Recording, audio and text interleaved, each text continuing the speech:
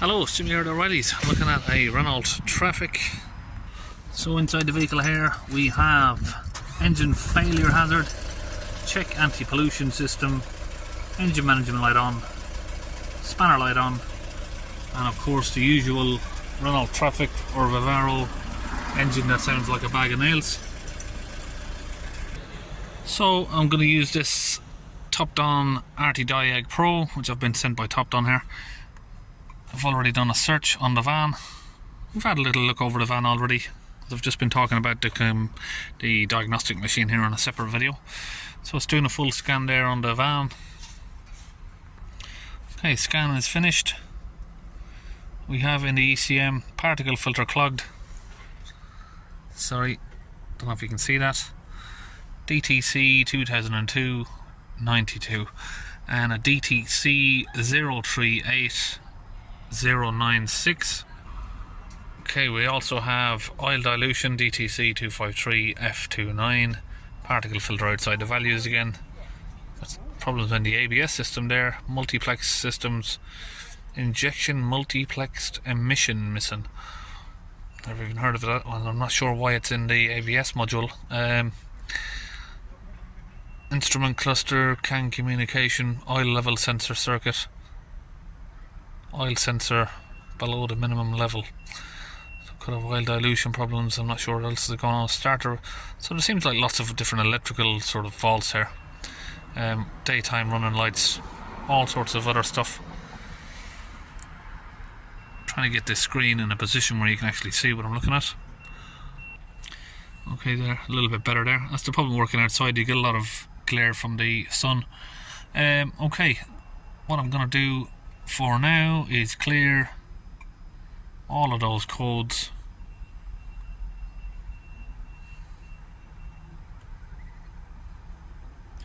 And what we need to look at first here is the glow plugs. After we've sorted out the glow plug secondary, we're going to look at the DPF on this van. Okay, now the codes have been cleared. We're going to start the van up, let it idle for a minute, see if or how quickly the engine light comes back on. Looks like it's gone away for now, but it should come back pretty quickly really.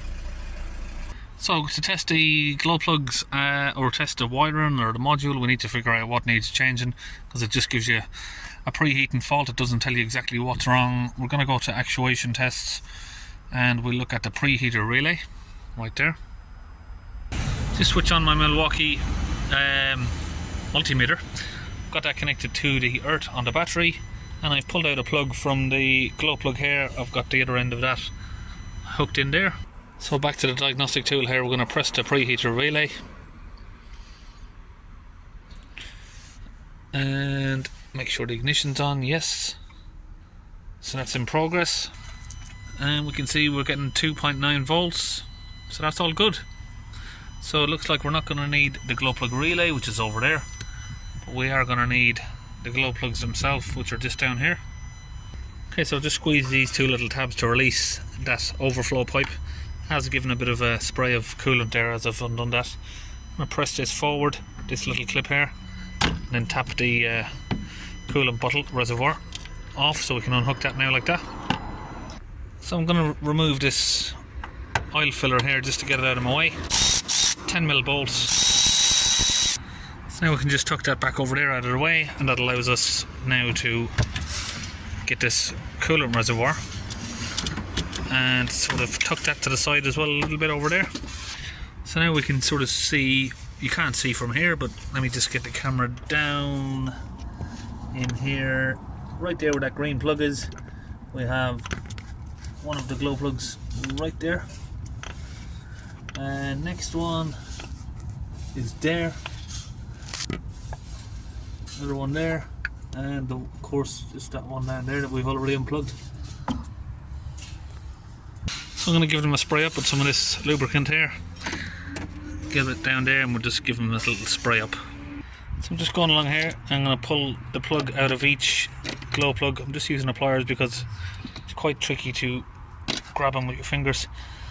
That's 2 and 3, and number 4 is just down here. So I'm going to have to remove this little plastic tab here. I've got a little pry tool here I can use for that.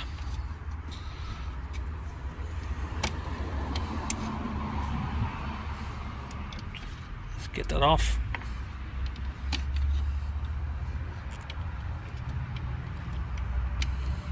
So just taking out the dipstick from here, just sorts out of the way. And if I unplug that map sensor there, should be able to get a socket down in there, or if not, I'll have to remove the sensor itself. Got some little glow plug tools here, and we'll get these attached down to the glow plugs. So we've got 4 glow plugs here from NGK. They are 10mm size. So we've got these little tools here just because it's got a swivel on it. It is supposed to have a little ring on the inside to catch the plug, but I think they're pretty worn out. So just using a 1/4" ratchet here to loosen off the glow plugs. Now that that's loose, I should be able to just take off the ratchet and wind them out by hand. And out she comes, number 1. And here comes number 2. That's loose.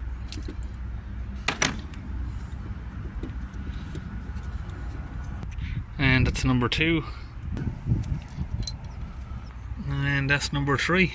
Number 3 seems to have some sort of weird white crystallization on it. And here we have number 4. Major burning there on the tip of number 4. It's totally disformed, the shape of it.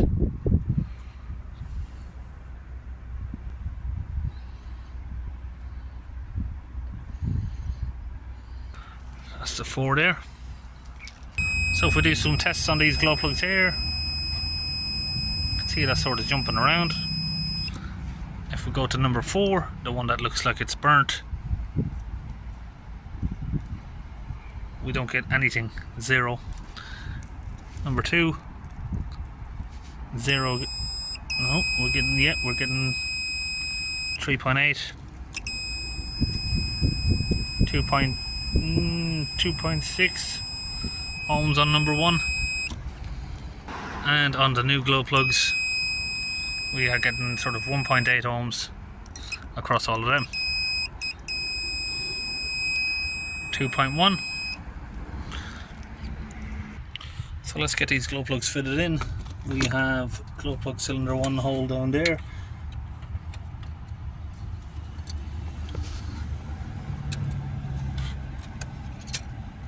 That's that one. Number 2 just down there.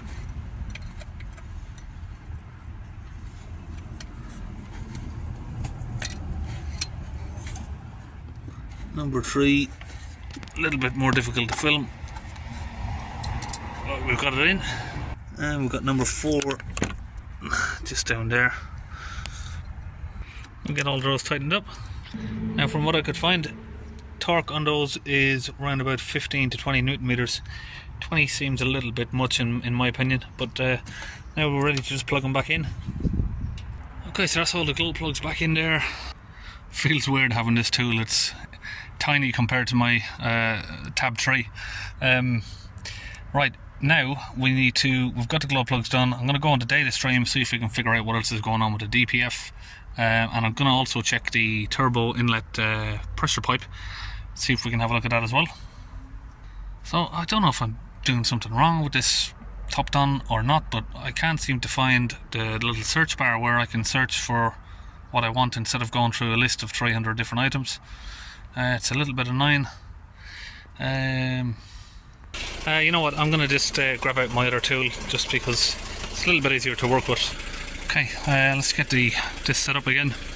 Okay, so here on this one I'm able to just search for what I'm looking for here. It's just much quicker. So we've got a couple of items there I want to look at, and we'll start the vehicle up and have a look at some live data.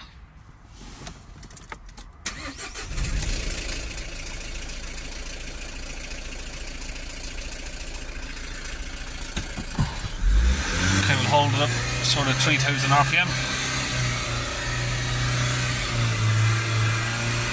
Really hard to get the revs to stay steady on this, so let's let go of that.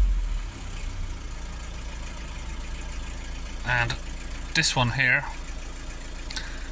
Alright, that's not working properly, because you can see there how slow those millibars are coming back down. So if we hold the revs up, let go, so now it's back to idle right now, and look how long that's taken to come back down.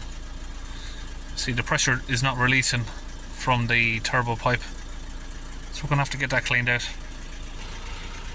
DPF there sitting at 18 to 20 millibars at idle. That should be round about 5 really, so DPF possibly needs cleaning. Okay, so I'm going to remove this air pipe here because I want a little bit of better access to that right there. Okay, that's a 7mm. We'll come down here to this, unplug it. So just use the pair of pliers there to pull out that clip, so it just pulls out from the side. Then you can remove that from the little housing there, what it's holding on. So just use a pair of these pliers here to release the clip from down there. The clip, now we've got that released there, and I'm going to come in with a little hook here, just get it under the lip of the tube here, and just work it basically all the way around this tube just to get it off. It will be sort of stuck to the metal. The rubber will sort of heat itself to the metal tube or metal pipe. Okay, so I've got that out now. That's the tube there basically, and if we look closely now, let me just put the torch on at that pipe. Oh, the torch is not going on, it says the phone's too hot. So basically there, if I can get that to focus on that bit, what I'm looking at, that tube there, you can see the tube is blocked. It's just blocked solid with carbon. So I'm going to use a drill here with some wire on it. I'm going to try and get that wire in there and drill it all the way through until we've got it free. Okay, so what I've done here is I've used a drill, like I said, with the cable, and I've just drilled it, and I've just feeding the wire through as I'm constantly using the drill. And if we pull it all the way out now,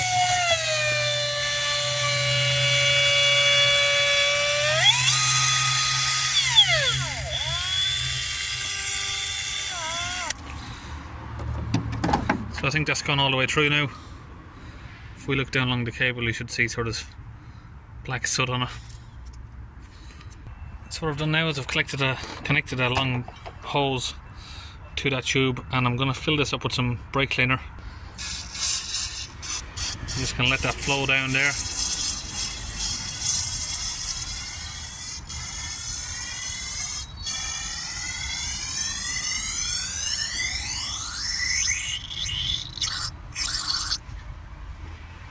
Now I want to try and push that brake cleaning fluid down through there, so I can't use a compressor because it's just going to blow off. I'm going to use one of these Mitivacs, give it a squeeze up. You can see the pressure there, how much pressure is in that tube. So it doesn't seem to be going anywhere still at the minute. So it's gone all the way up to 30 there. It's holding a fair bit of pressure. And it's popped off. Okay, so I'm using a bottle of Launch DPF cleaning fluid into this bottle here. I'm going to try and spray that down the tube now, see if we can soften up the carbon. So I'm just spraying that down the tube there. Well, that worked even better than I thought, because I didn't even get a chance to show you. Wish I could have showed you that. The gauge just went boom, right down to the zero. So it looks like we've fixed the problem. It's all connected down there. Just going to get a little bit more of that fluid in there just to make sure. Spray it in the hole there. I'll fill the tube up. Well, it's probably not going to fill up now because it's flowing through. There we go. Get that connected back up. Okay, ready to go. Perfect. Now I'll show you the difference that makes with the live data. If you don't know about that live data, you would never ever find or guess what that problem was. That was just something I've figured out myself over the years. Didn't learn that from anyone, just through experience. Tried it, because I had one of these Trafic Vivaros in before where it was getting, you can't see the badge, it's not there, it was getting sort of injection faults, DPF issues, and it had everything done to it. So I was going through the live data looking at stuff, you know, and that's what I found, which didn't look right to me, and we cleared out this pipe. Van's been perfect ever since. So every Vivaro basically that I sort of see now, it's always got that issue there. Okay, now I'm going to get this connected down to the oxygen sensor down here, and we'll get the launch DPF cleaner squirted right in there. Now again, it's the same fluid I'm using to clean the DPF, that same fluid that we used to clean the boost hose there. Okay, so now if we look at this pressure upstream of the turbine, yeah, 1228. Now watch when we accelerate it. So there are 3,000, 4,000 spikes immediately up and down. As soon as, sorry, the screen's gone. Let me get that to focus. So I'll rev it again. Up, down, up, down. So you can see the pressure increases a lot more, and it immediately comes back down when it idles. Just perfect there, that's how it should be. Okay, so we've got plenty of that fluid in there. Gonna start the van up now. We'll get the rest of that in there while the engine's running. Okay, it's all connected back up. Back in again, we'll start it up. We'll hold it again at sort of 3,000 RPM. Really difficult to get this to stay in one position. We are now at sort of 45 millibars. It's come down from around about 90, 95 or something like that. Wasn't too high on revs, but sorry, the revs have dropped down a bit again. Let's get that back up to 3,000 RPM.